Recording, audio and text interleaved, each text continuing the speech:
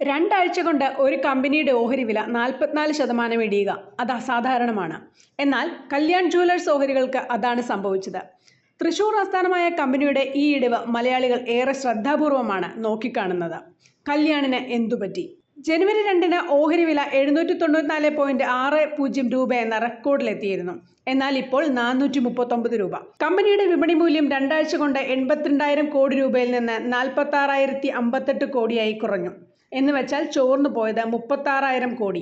ഈ മാസം ആദ്യം മൂന്നാം പാദ ബിസിനസ് അപ്ഡേറ്റ് പുറത്തുവിട്ടതിന് ശേഷമാണ് ഓഹരിയിൽ ഇടിവ് തുടങ്ങിയത്.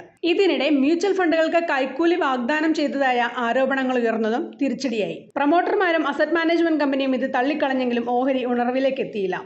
ഓഹരിയുടെ ഉയർന്ന വാലുവേഷനും ആശങ്കയായി. 2023 ജനുവരി ആദ്യം 120 രൂപയായിരുന്ന ഓഹരി വിലയാണ് കുതിച്ച് 795 രൂപയിലെത്തിയത്. അതായത് 2 വർഷം കൊണ്ട് 562% വില വർദ്ധിച്ചു. ഇത് ഓഹരിക്ക് അമിത വാല്യുവേഷനാണെന്ന വിലയിരുത്തലുകൾക്ക് ഇടയാക്കുകയും ചെയ്തു. ഓഹരി വില കുത്തനെ ഇടിഞ്ഞെങ്കിലും കല്യാൺ ജുവലേഴ്സ് ഓഹരികൾ നിരീക്ഷിക്കുന്ന 9 അനലിസ്റ്റുകളിൽ 8 പേരും വാങ്ങാനുള്ള ശുപാർശയാണ് നൽകുന്നത്. മോത്തിലാൽ ഒസ്വാൾ ഓഹരിക്ക് 875 രൂപ ലക്ഷ്യവിലയും ഇട്ടിട്ടുണ്ട്. വെഞ്ചുറ സെക്യൂരിറ്റീസ് മാത്രമാണ് വിറ്റൊഴിയാൻ നിർദ്ദേശിച്ചിരിക്കുന്നത്.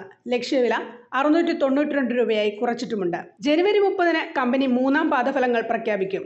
അതിനുശേഷമാകും ഓഹരിയുടെ നീക്കത്തെക്കുറിച്ചുള്ള കൂടുതൽ സൂചനകൾ ലഭിക്കുക.